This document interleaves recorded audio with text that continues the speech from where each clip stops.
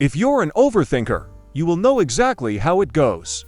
A problem keeps popping up in your mind, for instance. A health worry or a dilemma at work, and you just can't stop dwelling on it, as you desperately try to find some meaning or solution.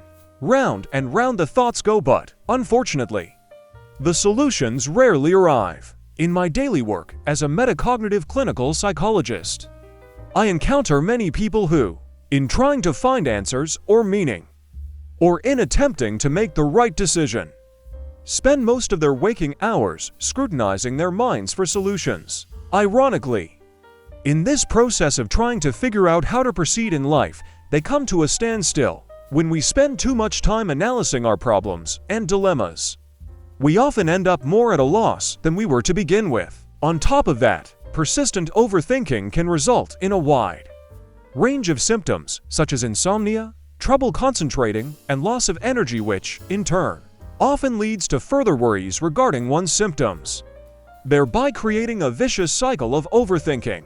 In some cases, this eventually leads to chronic anxiety or depression. When overthinking and the associated symptoms spiral and become unbearable, it's usual for us to look for ways to calm down.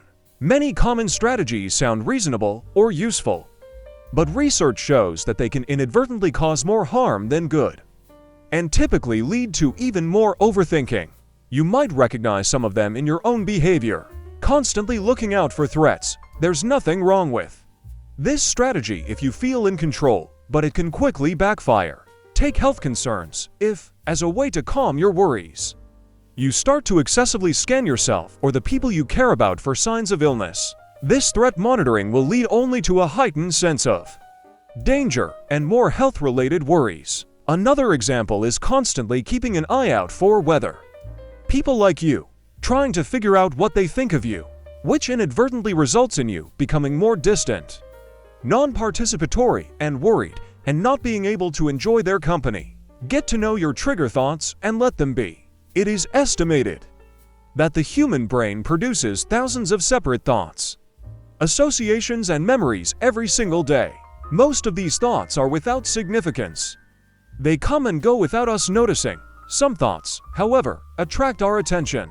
In metacognitive therapy, these thoughts are referred to as trigger thoughts. If you pay them enough attention, these thoughts can trigger an explosion of bodily sensations and feelings, and a myriad of associations.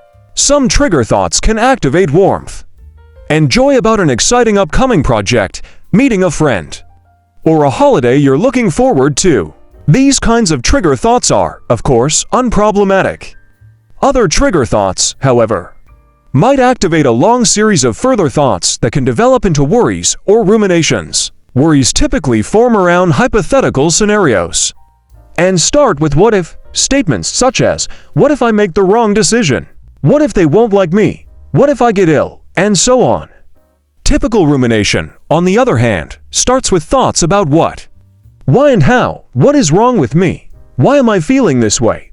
How do I get better? You can compare these thoughts to trains at a busy railway station.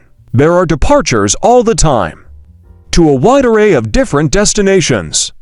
Each train can represent a thought or a sequence of thoughts. For instance, a thought such as what if they won't like me could arrive at the mental railway platform. The same goes for your trigger thoughts. The more time you spend engaging in these thoughts, the slower and heavier you will feel.